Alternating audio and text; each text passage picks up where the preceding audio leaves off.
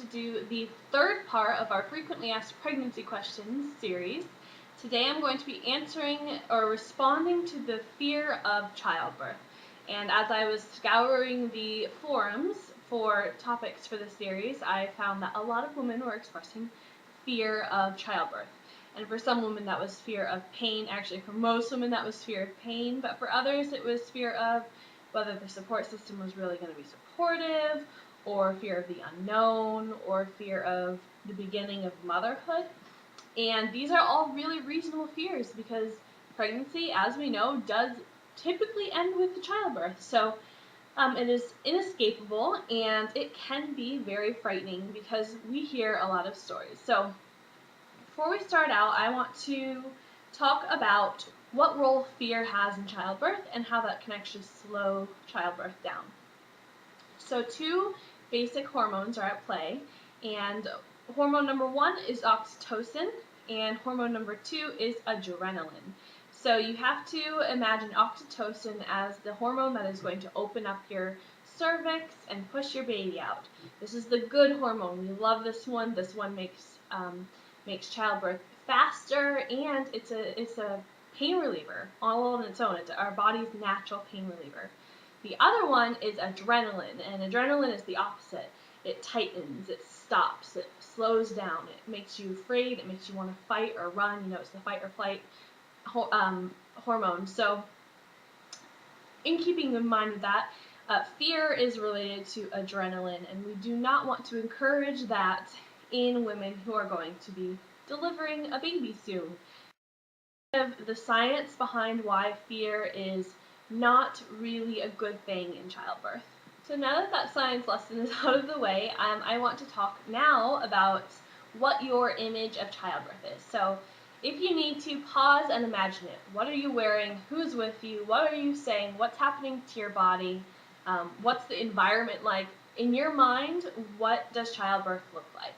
If you did this exercise, you are potentially picturing a woman on her back in a hospital gown with her legs spread and a doctor between her legs and nurses everywhere, and it's white and it's bright, and her husband's right there and she's yelling at him, "Why would you do this to me?" And she's yelling, "Get the epidural," and you're seeing all this stuff, and you're seeing that because that's what childbirth looks like in the media.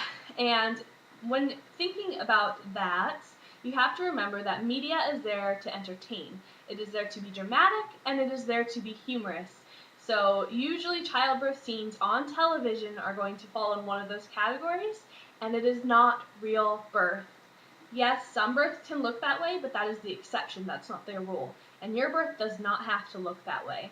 You can, to some extent, choose what your birth looks like, and a lot of that has to do with your mindset.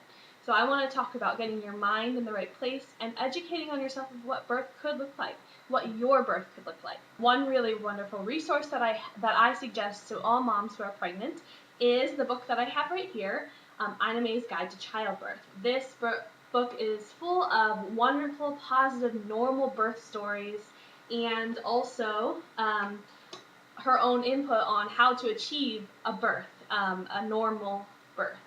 And obviously there's a huge variation of what normal can look like. Your normal might be different than mine, but this is a wonderful resource for anyone who is unsure about birth or nervous even a little bit. Another thing you can do is YouTube is a wonderful resource. So I've compiled a list of videos that I will put down in the doobly doo below, and they're birth stories. They're positive birth stories. They're not frightening birth stories. There's some natural births down there, some births with epidurals, there's a C-section, and you know, whatever you think is going to happen, whatever your plan is, I suggest watching those videos. They're all positive, wonderful births, and it might be a nice fresh of breath air to look at what birth actually is as opposed to what media presents it as. When you're pregnant, there's going to be a lot of input about what you need to do when you have a baby, and what's going to happen, and how terrible life is going to be, or how different, or how wonderful, and all these things that people are telling you how to feel, telling you how your birth should be or will be. And a lot of what you're going to hear is terrible birth stories. And for some reason, women who have had traumatic birth experiences like to try to outdo each other. And Traumatic birth experiences might just be hard and they want to talk about it. But do not let anyone push their birth onto you. So your birth is your unique birth. It's yours to own.